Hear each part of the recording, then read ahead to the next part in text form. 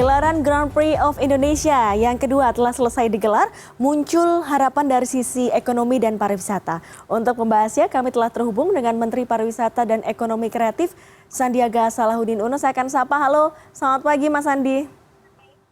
Assalamualaikum warahmatullahi wabarakatuh. Selamat pagi Mas Dea, terima kasih CNN sudah mengundang. Waalaikumsalam. Saya akan sapa dengan pantun ya Mas ya. Pebalap Francesco Bagnaia nyalip tikungan ke kiri, menang Grand Prix, dapat keris tanda terima kasih. Permisi Mas Menteri, MotoGP kemarin untung nggak sih? Pagi-pagi makan jagung. Alhamdulillah MotoGP sudah untung. Wow, selamat ya kalau memang benar-benar untung. Mas Sandi, berarti kalau sudah dijawab untung, masyarakat ingin tahu berapa rupiah untungnya Mas Sandi? Ya, pertama-tama kita bersyukur bahwa MotoGP Mandalika 2023 sudah selesai digelar dengan sukses, dengan animo masyarakat yang sangat tinggi, dan kami langsung menerjunkan tim melalui beberapa direktorat melakukan survei, kajian, dan data hasil awal yang kita kumpulkan itu menunjukkan hampir 1 triliun rupiah perputaran ekonomi. Dengan yang menarik ini ada 103 UMKM dengan peningkatan sekitar 37%, di mana juga sektor pariwisata dari keterisian kamar akomodasi mencapai 100%.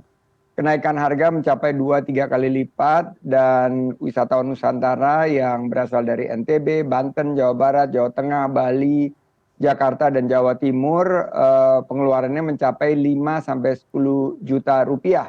Dengan 90% kurang lebih puas dan menyatakan akan berkunjung kembali ke Mandalika. Total dari komponen penjualan tiket ini juga di atas ekspektasi, mencapai lebih dari 73 miliar dan spending wisatawan di atas 841 miliar. Data okupansi hotel dan homestay, Mbak Dea, Mandalika ini lebih dari 100%, 3.500 kamar, Mataram itu 95% dengan 2.800 kamar, dan juga ada dampak terhadap keterisian di Senggigi dan Gili Trahamena. Oleh karena itu kami melihat bahwa MotoGP Mandalika sukses. Kita patut berterima kasih kepada seluruh pihak yang telah berkolaborasi karena meningkatnya ekonomi dan juga terciptanya lapangan kerja. Tahun lalu sekitar 30.000 lapangan kerja tercipta, tahun ini sedang kita hitung secara holistik berapa lapangan kerja yang akan tercipta dari MotoGP Mandalika dengan harapan naik antara 15-20%. Dea. Okupansi lebih dari 100%, spendingnya juga luar biasa besar, di atas 800 miliar rupiah. Kita akan spesifik bicara kementerian yang Anda pimpin. Ini ada program Wonderful Indonesia, dan minggu kemarin tanggal 15 Oktober 2023 kementerian Anda telah sepakat untuk memperpanjang kerjasama ya Mas di tahun 2024 dan 2025 dengan tim satelit dari Ducati yakni Gresini Racing. Pertimbangannya apa Mas? Akhirnya oke, kita tambah lagi. Kemarin 2022, 2023, 2024, 2025 kita panjangin lagi. Apa pertimbangannya? Ya, tentunya karena saling menguntungkan, dan ini adalah program kolaborasi yang tidak menggunakan anggaran pemerintah sama sekali. Kami menandatangani dengan konsep bahwa kami akan memperkenalkan Wonderful Indonesia dan mengajak brand-brand ekonomi kreatif Indonesia untuk ditampilkan di MotoGP melalui kerjasama dengan Gresini Racing. Dan Gresini Racing ini memiliki rekam jejak yang baik, dan tahun depan Marquez Brothers atau kakak beradik Marquez ini akan tampil di Gresini Racing yang memiliki banyak penggemarnya di sini, yaitu Marc Marquez dan juga Alex Marquez. Oleh karena itu promosi Wonderful Indonesia ke kancah global ini akan semakin terfasilitasi, dan jenama-jenama produk asli Indonesia, produk-produk ekonomi kreatif, produk-produk yang berkaitan dengan ekonomi yang memberikan nilai tambah seperti Federal Oil, Aspira, Antangin, MS Glow for Men, Bolt Riders, Riding Styles ini akan diangkat dalam promosi yang lebih efisien dan efektif, untuk tentunya nation branding Indonesia di pasar internasional. Dea. Jadi Mas Andi akhirnya oke perpanjang lagi dengan Gresini Racing karena tahun depan Marc Marquez udah pindah dari Honda ke Gresini ya. Mas melihat kepopuleran Marquez ya? Iya, salah satunya karena Marc Marquez ini sangat populer di sini, memiliki rekam jejak luar biasa 8 kali menjadi juara dunia, dan juga ada kemungkinan kita bisa menarik lebih banyak brand-brand Indonesia untuk tampil dan bisa eksis di pasar global. Jadi itu harapan kita dan ini merupakan cikal bakal yang sangat luar biasa karena tidak membebani anggaran pemerintah sama sekali karena polanya adalah kolaborasi. Mas Andi, berarti di kerjasama awal di tahun 2022 dengan Gresini Racing, apakah sudah dilihat signifikansinya secara angka? Akhirnya oke perpanjang lagi begitu. Ya, sudah dilihat signifikansinya bahwa brand Wonderful Indonesia ini sudah terangkat secara signifikan. Jadi saya sangat mengucap syukur, alhamdulillah ini bisa kita capai dengan pola yang bergotong royong. Jadi tidak membebani pemerintah, tapi kita lakukan bersama-sama dengan dunia usaha merek-merek Indonesia yang kita perkenalkan di level global, di level internasional.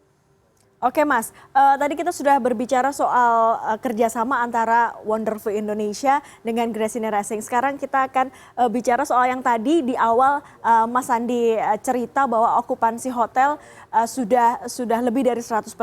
Kita belajar dari penyelenggaraan pertama kali GP Indonesia di tahun 2022, di mana tidak sedikit juga cerita-cerita dari para penonton yang kecewa. Di tahun ini evaluasinya apa Mas? Apakah 1 tahun ini waktu yang cukup untuk bisa memperbaiki apa yang dikeluhkan oleh para penonton yang di tahun 2022? Ya, alhamdulillah berdasarkan dengan survei cepat yang kami lakukan, lebih dari 80%, tepatnya hampir mencapai 90%, menyatakan bahwa mereka puas.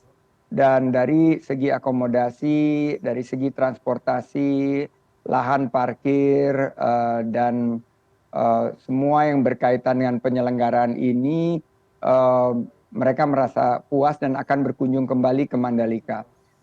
Selain daripada balapan yang lancar, seru, dan meriah, ternyata penyempurnaan infrastruktur jalan sudah dilakukan sepanjang 35 kilometer.